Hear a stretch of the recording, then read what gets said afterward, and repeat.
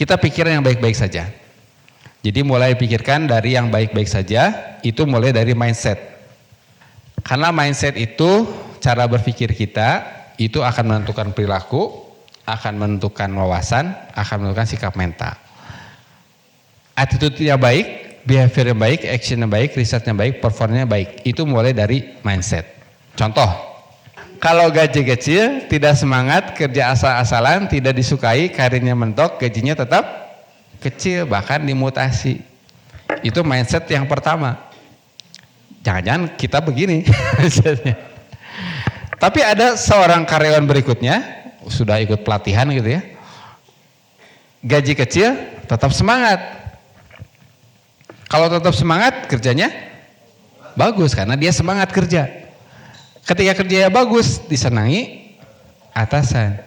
Kalau atasannya benar ya, karirnya bahkan akan berkembang dan dipromosikan. Oh, ini anak ini kerja bagus nih, meskipun gajinya kecil, tapi dia kerja all out. Karirnya bagus, naikin karirnya. Berkembang dia. Gajinya naik. Atau bisa jadi dia direkomendasi, misalkan perusahaan ini enggak maksimal gaji itu segini. Misalkan ya, dia kali balik, tapi dia kemudian si bosnya bilang, kamu kerjanya bagus, tapi perusahaan kita baru bisa gaji segini. Saya rekomendasikan lah kamu ke tempat kerja yang lebih gede gajinya. Jadi mau pilih yang mana? Pilih gaji kecil?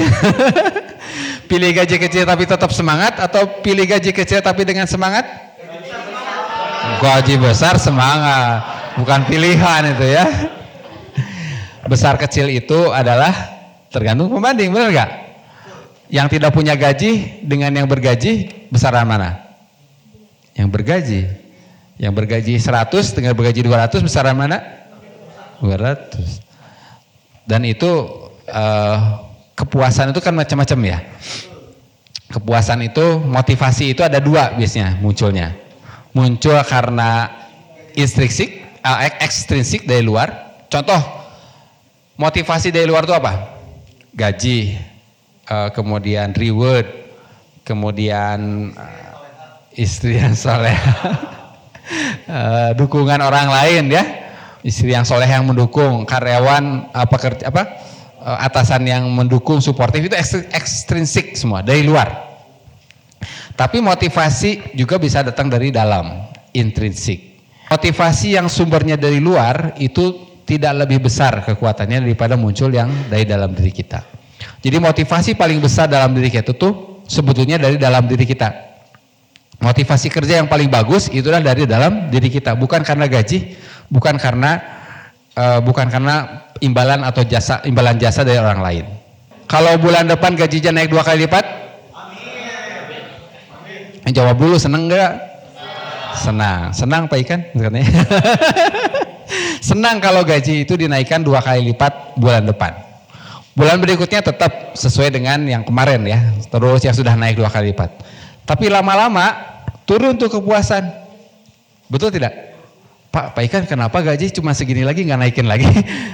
Dulunya senang, tapi lama-kelamaan kesenangan itu turun, benar nggak?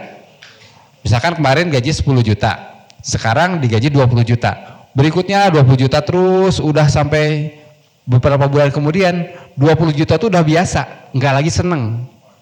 Senang lagi kalau dikasih 30 juta naik lagi, apalagi kalau diturunin jadi 10 juta lagi, pasti akan kecewa banget gitu kan, udah naik turun. Nah itulah yang namanya law of diminishing return.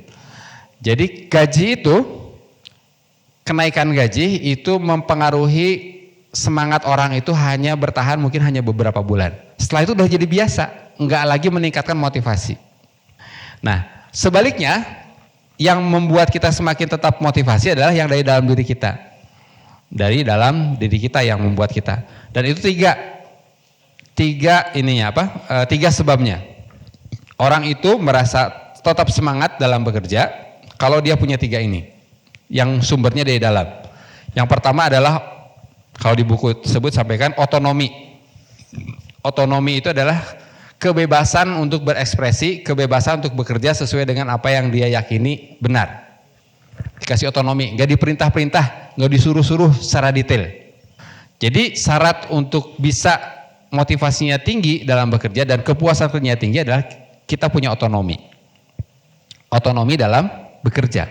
Apalagi teman-teman di sini perusahaan kreatif. Kreatif itu membutuhkan orang-orang yang motivasi kerjanya itu bukan dari luar, tapi dari dalam diri kita.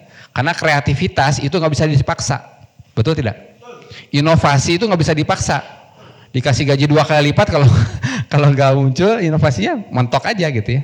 Dia harus dalam suasana yang kondusif, suasana yang membangun kreativitas dan inovasi.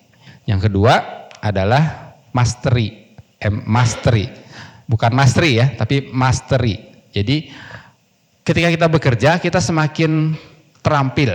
Ketika kita bekerja di perusahaan ini kita semakin master, semakin menguasai sesuatu. Itu akan membuat kita semakin motivasi kerja di sini. Karena semakin banyak keahlian yang kita dapatkan. Semakin banyak pengalaman kerja, pengalaman keahlian, keterampilan, wawasan yang kita dapat di sini. Jadi ibaratnya belajar tapi dibayar gitu ya. Di sini saya belajar tapi dibayar. Saya belajar, jadi di sini saya bisa belajar banyak hal. Belajar kreativitas kepada orang lain, rekan kerja, dan itu dibayar lagi. Nah ini kan paling enak gitu ya. Sudah belajar, dibayar lagi. Karena kita punya wawasan, punya keterampilan, punya pengalaman yang berharga. Dan yang ketiga adalah sense of purpose. Sense of purpose. Jadi punya rasa kebermanfaatan. Kalau kita memiliki rasa bahwa kita ini manfaat di sini, punya sense of purpose, saya punya tujuan nih, saya punya kebermanfaatan di perusahaan ini, itu makin meningkatkan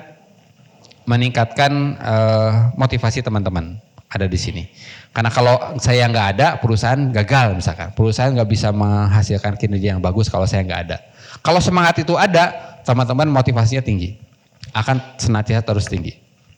If it is to be, it's up to me. Jadi kalau kita punya mentalitas tersebut, maka kita akan all out dalam kerjaan kita.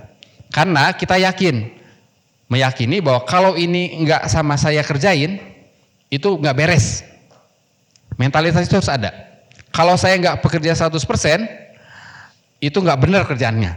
Pasti gagal pekerjaan kita. Kalau semua orang punya mentalitas seperti tersebut, maka tidak ada proyek yang gagal. Tidak ada lagi yang setengah-setengah dalam pekerjaan. Semua pasti akan all out untuk melakukan apa yang dia mampu dalam pekerjaan tersebut.